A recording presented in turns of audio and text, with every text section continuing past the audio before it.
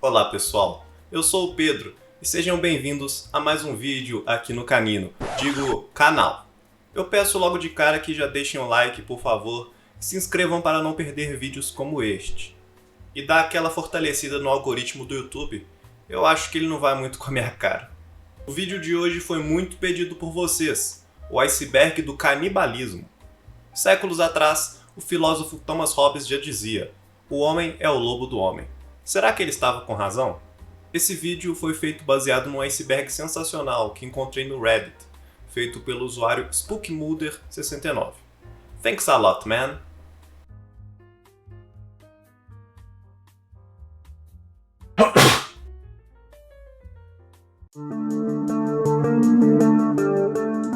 Placentofagia é o consumo da placenta pela mãe após o parto. Apesar de ser bastante comum entre os mamíferos, não é muito comum entre os humanos. Porque é estranho pra caralho. A placenta é o primeiro órgão formado na gestação e é o único que o corpo expele naturalmente durante o parto normal. Em caso de parto cesárea, os médicos que são responsáveis por tirá-la. A placenta fornece oxigênio, hormônios e nutrientes para o feto e chega a pesar até 1 kg. Os apoiadores dessa prática, principalmente nos Estados Unidos e na Europa, afirmam que comer a placenta ajuda a prevenir a depressão pós-parto e outras complicações. Há vários métodos de placentafagia. O mais comum é o encapsulamento. Ele consiste em desidratar, triturar e colocar a placenta crua ou cozida em cápsulas. Vocês não vão nem colocar um salzinho e um tempero. A febre curu é uma doença neurodegenerativa rara, infecciosa, causada por um prion. Prion é um agente infeccioso composto por proteínas, com forma aberrante. Ele causa deterioração rápida da função mental e perda da coordenação motora. Essa doença já foi muito comum entre os nativos da tribo Fore, na Papua Nova Guiné, e ela era transmitida pelo canibalismo, que fazia parte de um ritual funerário na tribo. O ritual consistia em consumir o cérebro de indivíduos falecidos, com o intuito de adquirir sabedoria. Deste modo, acabavam adquirindo prion e, consequentemente, a febre curu. Rick Gibson é um escultor e artista canadense nascido em 1951. Ele é conhecido por suas performances artísticas. Morando em Londres, em julho de 1988, ele devorou uma parte de outra pessoa em público. Como a Inglaterra não tem, ou tinha, leis contra o canibalismo, o Rick ingeriu as amígdalas doadas por outra pessoa. 1 ano mais tarde, ele comeu um pedaço de um testículo. Quando foi comer outro pedaço, a polícia confiscou a iguaria e ele foi preso. Mas as acusações de atentado ao pudor foram retiradas. Ele conseguiu terminar o seu lanchinho da tarde. Tatuagens são muito comuns hoje em dia. Muitos gostam e acham bacana. Eu acho meio paia, fala a verdade. Existe uma parada bem mais hardcore que se chama escarificação. Se trata de fazer cortes na pele para deixar cicatrizes. Vocês provavelmente já viram isso em algum lugar. A nossa querida australiana Jess Saunders decidiu fazer um negócio muito interessante com o excesso de pele da sua própria escarificação.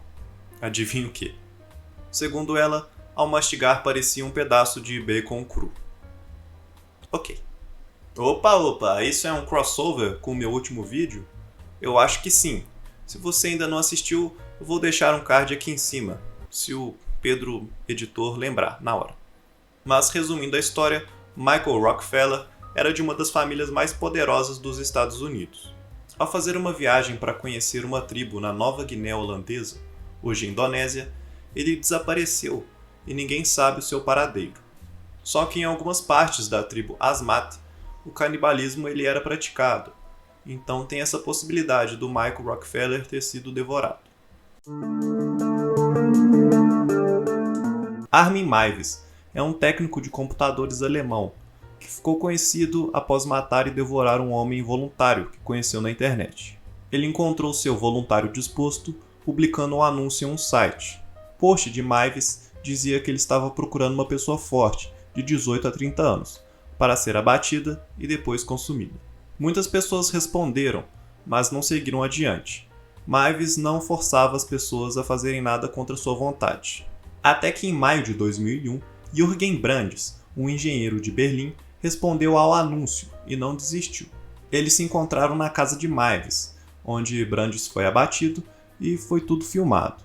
Pessoal, não vou entrar em muitos detalhes gráficos, porque, ser monetizado é legal. O corpo foi mantido em freezers por 10 meses. Em dezembro de 2002, Armin Maives foi preso, após um estudante denunciar para a polícia, após ver um anúncio parecido. Esse caso gerou muita atenção, porque teoricamente a vítima foi voluntária, Mas no julgamento foram considerados vários fatores e o homem foi condenado por homicídio e sentenciado à prisão perpétua. E na prisão ele virou vegetariano. O lugar onde o Maives encontrou sua vítima se chama Canibal Café, e era um site onde as pessoas iam para discutir seus fetiches sobre o canibalismo. O site tinha centenas de membros e foi encerrado em 2002, após o incidente com Brandes. Muita gente pensa que esse site era da Deep Web, mas na verdade era um fórum comum mesmo, aqui na Surface. Todas as civilizações humanas tiveram durante a história cultos estranhos, com práticas bizarras ou até mesmo doentias. Um culto com essas características surgiu na África, estabelecendo um domínio baseado no terror. Seus membros alegavam poder se transformar em grandes felinos, que matavam de forma implacável e despertavam um medo primitivo nas pessoas. O culto do leopardo surgiu no século XIX e atacavam as pessoas com mordidas e arranhões. As vítimas ficavam irreconhecíveis. A crença é que esses rituais de canibalismo fortaleciam a tribo. No dia 13 de outubro de 1972, um voo fretado que transportava 45 pessoas caiu na Cordilheira dos Andes. Os passageiros eram de uma equipe de rugby, seus amigos, familiares e associados. Os sobreviventes tinham pouca comida e nenhuma fonte de calor, tendo que lidar com condições climáticas extremas e a quase 4.000 metros de altitude. Diante da fome e a notícia de que as buscas haviam sido abandonadas, os sobreviventes se alimentaram da carne dos passageiros mortos, que estavam preservadas na neve. Após mais de 2 meses isolados na montanha, 2 passageiros conseguiram atravessar a pé a cordilheira.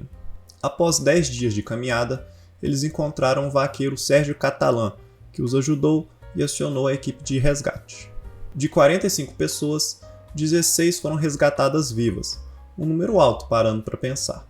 Em muitas culturas, o canibalismo é visto como uma espécie de ritual sagrado, se alimentar dos corpos dos ancestrais para transcender. Há registros do ano de 1500 que monges tibetanos consumiam pílulas de carne humana.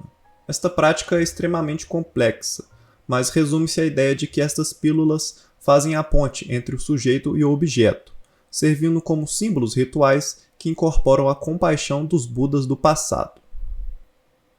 Entenderam? Eu também não.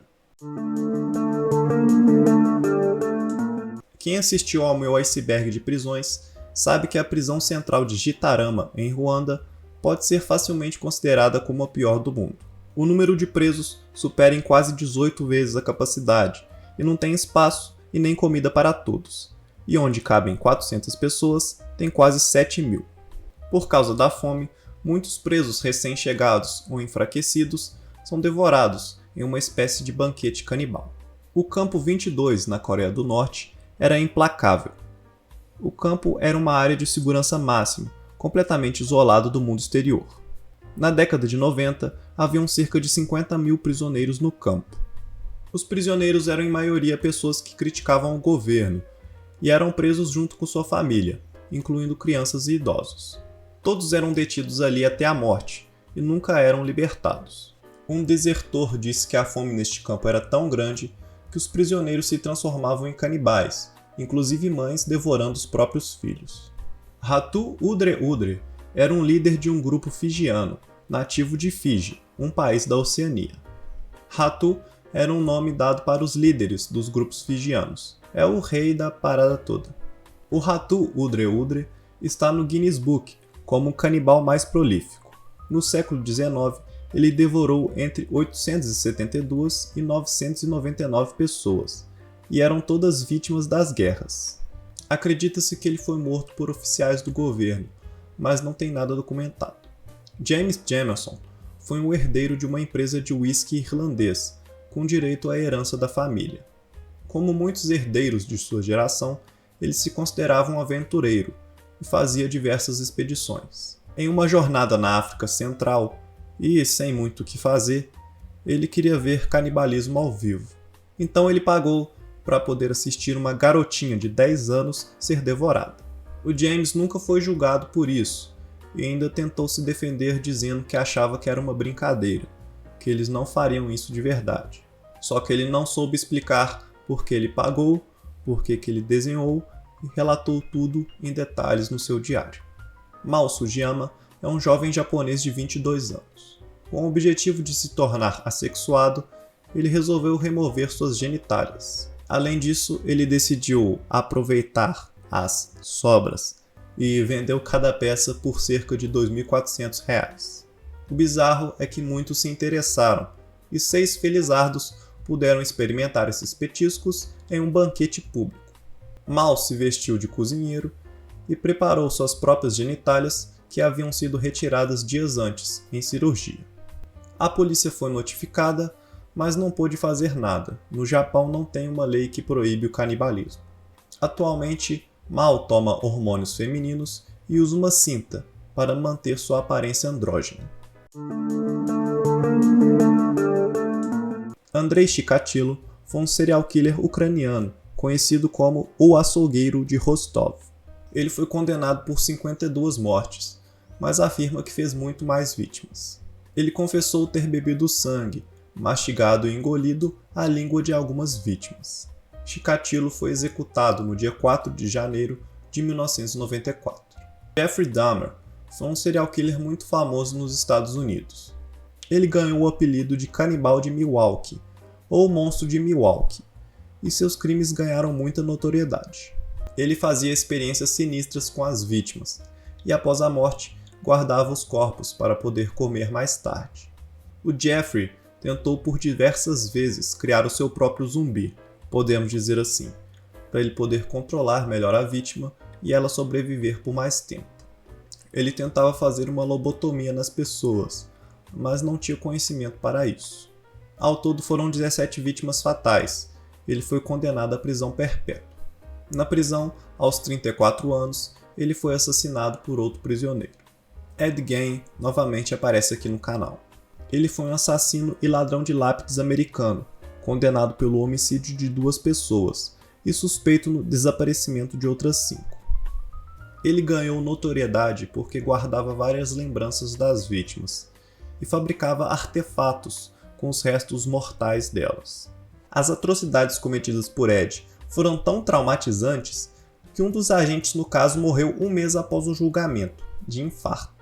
Albert Fish foi um assassino norte-americano, acusado de ter feito aproximadamente 100 vítimas, só que apenas 3 foram confirmadas. Ele atacava crianças e afirma que pegou uma criança em cada estado americano. Fish atraía suas vítimas, as abusava, matava e depois comia os corpos. Ele foi executado em 1936. O trio pernambucano, conhecido como Canibais de Garanhuns, cometeram crimes que chocaram o país em 2012. Jorge, Bruna e Isabel matavam pessoas, tratavam as carnes, congelavam e depois comiam durante as refeições. Não bastasse o canibalismo, os 3 ainda recheavam coxinhas e empadas com carne humana e vendiam na cidade. Ao todo fizeram 3 vítimas, e quando foram presos, em abril de 2012, eles relataram à polícia que eram integrantes de uma seita, cujo objetivo era a purificação do mundo e o controle populacional. Em setembro de 1944, durante a Segunda Guerra Mundial, 9 pilotos americanos foram abatidos em Shinchijima, no Japão. Eles foram capturados, torturados e executados, e os soldados japoneses comeram ainda pedaços dos corpos. Após a guerra, o comandante Yoshio Tachibana, que deu a ordem para esses atos, foi julgado e executado por crime de guerra. O único soldado que sobreviveu tinha apenas 20 anos, e era o futuro presidente dos Estados Unidos, George W. Bush, pai do futuro presidente dos Estados Unidos, George W. Bush. A tragédia de Nazino foi a deportação em massa de 6.000 pessoas, em 1933, para a ilha de Nazino, na União Soviética, das quais mais de 4.000 pessoas morreram. As pessoas enviadas para lá eram consideradas socialmente perigosas, ou sem classe. A ilha ficou conhecida como Ilha da Morte, ou Ilha dos Canibais, visto que as pessoas foram abandonadas sem abrigo, com apenas farinha de alimento, sem qualquer tipo de ferramenta e roupas. Portanto, muitos recorreram ao canibalismo para sobreviver. Meses depois, estimou-se que dos 2.000 sobreviventes, apenas 300 eram capazes de trabalhar.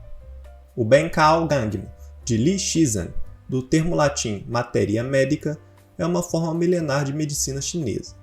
E basicamente se trata de um tratamento médico feito com remédios derivados do corpo humano. Vou ler algumas das prescrições utilizadas: cabelo humano, dentes, caspa, cera de ouvido, urina, fezes, leite materno, sangue, ossos, suor, etc. A família Shijon foi uma gangue sul-coreana formada em 1993. Ela tinha 7 membros e a doutrina da gangue era odiar os ricos e jamais confiar em mulheres. O plano inicial era sequestrar pessoas de elite e extorquir suas famílias pedindo resgates exorbitantes. Mas as coisas logo saíram do controle e os crimes hediondos logo tomaram espaço. Eles começaram a fazer vítimas fatais, até que foram capturados em 1994. Um dos membros da gangue admitiu que eles praticavam canibalismo com as vítimas. Para ele, era uma forma de despertar coragem e renunciar à sua humanidade. Todos os membros da gangue foram executados, exceto a namorada de um deles, que não teve participação nas mortes.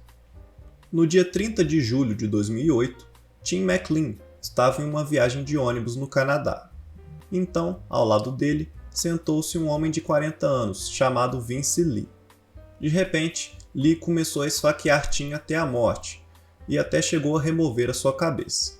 Além disso, começou a devorar partes do corpo na frente de outros passageiros, que já estavam de fora do ônibus. Horas depois, a polícia prendeu Lee. Após ser avaliado por um psiquiatra, foi declarado que ele não poderia responder criminalmente pelo que fez, e ele foi mandado para um hospital psiquiátrico. Vince Lee foi liberado em 2015. Todo mundo sabe, ou deveriam saber, que o Holocausto foi uma das piores coisas que já aconteceram na humanidade. Foi um genocídio em massa de cerca de 6 milhões de judeus. Nos campos de concentração acontecia todo tipo de brutalidade, torturas físicas, psicológicas e abusos. Além disso, os prisioneiros passavam muita fome. Sobreviventes relatavam que o canibalismo rolava desenfreado entre os prisioneiros. Era uma verdadeira selva. Para sobreviver, você precisava matar. Estudar a história é importante para entender o que aconteceu e não deixar que isso repita nunca mais. O Holodomor, também conhecido como a Fome-Terror e referido como a Grande Fome, foi uma fome na Ucrânia soviética, de 1932 a 1933, que causou a morte de até 12 milhões de pessoas. Desde 2006, o Holodomor é reconhecido pela Ucrânia e outros 15 países que foi um verdadeiro genocídio feito pela União Soviética. Alguns acadêmicos acreditam que a fome foi planejada por Joseph Stalin para eliminar um movimento de independência ucraniano. O termo Holodomor enfatiza os aspectos artificiais e intencionais da fome, tais como a rejeição de ajuda externa, o confisco de todos os alimentos domésticos e a restrição do movimento populacional. Os transtornos mentais da fome mudaram o sistema de valores morais e éticos. As pessoas passaram a tolerar aquelas ações que até poucos meses atrás consideravam totalmente inaceitáveis. As informações sobre atos de canibalismo vieram de diferentes regiões da Ucrânia, embora não fossem muito difundidas. Ao longo de muitas décadas, a abordagem cultural do Holodomor esteve severamente condicionada pela censura imposta pelo regime soviético. Isso explica o porquê de não termos ouvido muito sobre ele, comparado com outros genocídios na história. Comparada ao Holodomor, a fome na China de Mao Tse-tung fez mais de 45 milhões de vítimas. O líder do Partido Comunista Chinês implementou um programa de aceleração do crescimento no país, entre os anos de 1958 e 1962. O plano prometia levar a China a ultrapassar economicamente qualquer nação do Ocidente em até 15 anos. Só que na prática, esse plano causou a morte de milhões de pessoas, por fome. Não é que as pessoas morressem de fome porque não havia comida disponível. A comida era, na verdade, usada como uma arma para forçar as pessoas a cumprirem as tarefas atribuídas pelo governo. E as pessoas que eram contra o governo, que dormiam no serviço, que estavam muito doentes ou enfraquecidas, não tinham acesso à comida e morriam de fome. O que era um paraíso utópico se transformou rapidamente em um inferno. Além disso, durante a Revolução Cultural de 1966, ocorreu o massacre de Guangxi, uma série de eventos que deixou aproximadamente 150 mil mortos. O massacre foi feito pelos guardas vermelhos de Mao Tse-tung, que cometeram todo tipo de brutalidade. E nesses eventos rolaram muitos episódios de canibalismo, mesmo com a fome não sendo mais um problema. Se tem dias que você se sente mal, desmotivado e desvalorizado, calma, você vale muito. Pelo menos no mercado vermelho. Devido à escassez dos órgãos disponíveis para transplante, o problema do comércio ilegal ou tráfico de órgãos é generalizado. Os traficantes de órgãos operam de diversas maneiras. As vítimas podem ser sequestradas e forçadas a desistir de um órgão. Algumas, por desespero financeiro, concordam em vender um órgão, ou são enganadas ao acreditar que precisam de uma cirurgia e o órgão é removido sem o seu conhecimento. E algumas vítimas são simplesmente assassinadas. A maioria dos órgãos são traficados para o transplante, mas também são utilizados para consumo próprio. Uma das práticas mais interessantes e bizarras do Benkao Gangmu é o homem melificado, uma espécie de mumificação em mel que era feita principalmente em idosos no fim da vida, na Arábia Antiga. Além da doação do corpo, havia o aspecto de autossacrifício. O processo iniciava antes da morte. O doador começava a ingerir apenas mel e se banhava na substância. Após um tempo, até as fezes e o suor da pessoa consistiam de mel. Quando o doador falecia, seu corpo era coberto por mel e trancado em um caixão. Após um século, o corpo se transformava em uma espécie de doce e era vendido em feiras por um preço altíssimo. Acreditava-se que esse doce tinha poderes medicinais. É isso, pessoal. O que acharam do vídeo? Eu peço mais uma vez que deixem um like e comentem também qual parte acharam mais interessante. Peço também que se inscrevam no canal. É de graça e faz bem para a saúde.